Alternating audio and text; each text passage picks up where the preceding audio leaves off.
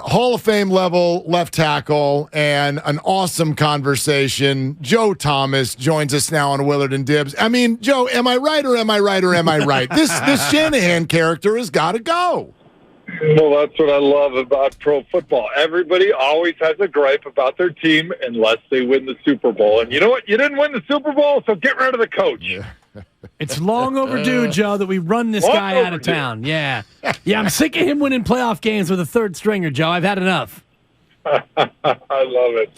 I mean, Joe, will you share with our audience a little bit about your reaction to the reaction of Tyler Kroft ending up on Hassan Reddick and that leading to an injury to Brock Purdy?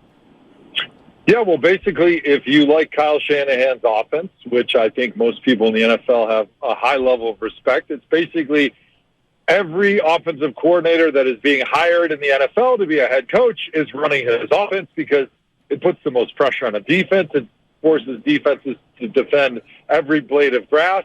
It marries what their rushing concepts are with their play-action concepts, so they look similar. They put the secondary and the linebackers in conflict. That's why it's so hard to defend. But when you're going to do that, occasionally you're going to have your tight ends and your fullbacks blocking pass rushers. And, that's the risk you have to take. And sometimes it doesn't always pay off. We saw that in the game this past weekend. But on top of that, we'll say the quarterback with experience is going to understand where his protections are strong, where they're a little bit weaker, and understand that, hey, if we're running play action, and my tight end is blocking a good pass rusher on the edge of the line of scrimmage, he's being told, because Kyle does a great job of coaching everybody on that offense and letting him understand the nuance and the detail of every protection that, hey, if that tight end loses, he's going to lose late into the outside. So as a quarterback, if I'm trying to push the ball down the field, I need to hitch up in the pocket because the strength is in front of me with my offensive line, and the problems are going to be coming from the edge and from behind me. And so you put all those things together, you look at a great coach who had an unfortunate situation, unfortunately, that caused their starting quarterback, who was already their third quarterback, to get injured in the beginning of that game and lead to a disappointing outcome. Bit of a perfect storm when you've got a rookie tight end and a rookie quarterback who don't understand maybe in that moment the concepts that you're talking about, Joe. One thing I want to ask you as a elite offensive lineman, gold jacket in waiting, it's the nature of that five-man front against more of a zone-running, finesse-style offensive line. Is that the elixir for the zone offense when you have five defensive linemen who are that physical? Oh, I wouldn't say it's the elixir. I mean, if you want to stop somebody's run game, it's nice having five good defensive linemen. I mean, that's your best bet. From a scheme standpoint, I don't know how that really plays into it as much, because even though, yes, the outside zone, a lot of people want to talk about it being more finesse because it's not as like bludgeon you with a sledgehammer in your face as maybe like a downhill, old school type inside zone offense.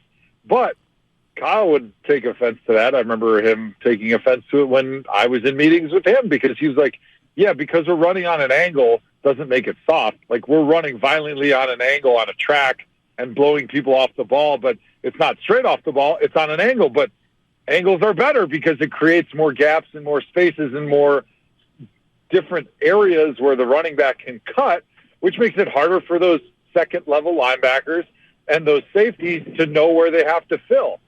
And that's why it's a better offense. Like, yeah, do you get more concussions from your fullback when you just run lead draws and inside zones? Yeah, of course, because those 9 guys on defense that are in charge of run defense, they know exactly where to run to, so they're going to run at it full speed, and you're going to get the full head of steam, and there's no confusion or no conflict for those guys, right?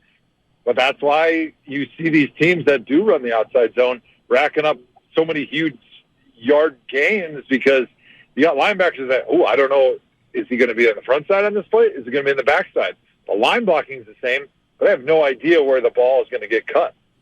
Joe Thomas is with us here on 95.7 The Game, Willard and Dibs. So, Joe, you said something in that first response with regard to a young quarterback. So there's some inexperience there, even though he played really well. What's your take when you now add in the UCL injury?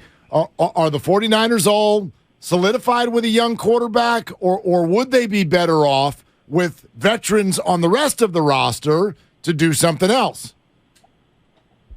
Well, I think anybody that's watched the 49ers understands that they have a team that can win right now. I mean, they took Brock Purdy, and I've got a lot of respect for what he did, but I don't think anybody after what they saw so far are going to say he's a top 10 or top 15 quarterback right now. And so with that being said, he's going to be on the roster. Why don't you go out and get a guy like maybe a Tom Brady, who's going to be a little bit more experienced, going to bring a little bit better level of play, a little bit more consistency on the injury front, because really Jimmy Garoppolo has played great when he's been out there for the Niners, but the reason they wanted to move on from him in the first place is because he gets injured a lot. So bring in a guy like Tom Brady, who rarely ever gets injured, who can play really, really good football. And, unfortunately he does get banged up for whatever reason, then you do have a guy like Brock Purdy who's learning from Brady, and he's starting to learn the nuances of the game that do take time, so that if he is in that situation like he was last weekend again, he would know, hey, just hitch up a little bit in the pocket. Now I'm completing the pass rather than tearing my elbow up. Let's expound on that a little bit in terms of what you talked about with the outside zone and a lot of these long, slow fakes and the boot action we've seen from Brock Purdy and more. Can Tom Brady still execute the sort of play fakes and the sort of subtle mobility needed in the Shanahan offense? Yeah, well, Tom's always been really good with the subtle mobility within the pocket. That's not a question to me. The question I think that is good to ask is, can he get outside the pocket with the bootlegs, with some of the half rolls, some of those deeper play actions? And I would say absolutely, because, he's not a fast guy. You're not going to watch him win any foot races with any fat offensive lineman, that's for sure. But when I was with Kyle in Cleveland, we had Brian Hoyer. He was our quarterback. He was not fleet of foot. He was not fast. He was a lot like Tom Brady does right now as far as his ability to scramble, but he was fast enough to be able to carry out those play fakes, to be able to move and protect himself. But as you get older, you start protecting yourself with your brain more than your feet. Like, you're seeing things that are happening before everybody else on the field, so you're playing faster. He may run a 6-second 40, but he's really running about a 5.3 or 5.4 because he can make quicker decisions and not put himself in compromising positions where he has to use his feet to get out of there. He knows where the quick checkdowns are. He knows how to put a little air on the football so he can throw it sooner to maybe a receiver where there's a defender that's trailing with his back turned to the football, where he doesn't have to wait till the last second to zip it in there. So the ball's out of his hand. It just isn't to the spot at the exact same moment because he can put a little bit of air under it because he can anticipate, and he's got the accuracy to throw the ball where it needs to go.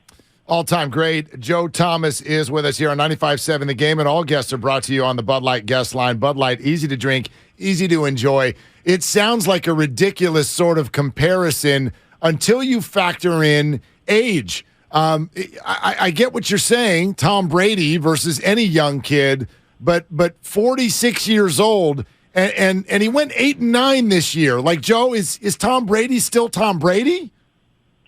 Yeah, he went 8-9 primarily because his offensive line was completely gutted, and he had no protection up front.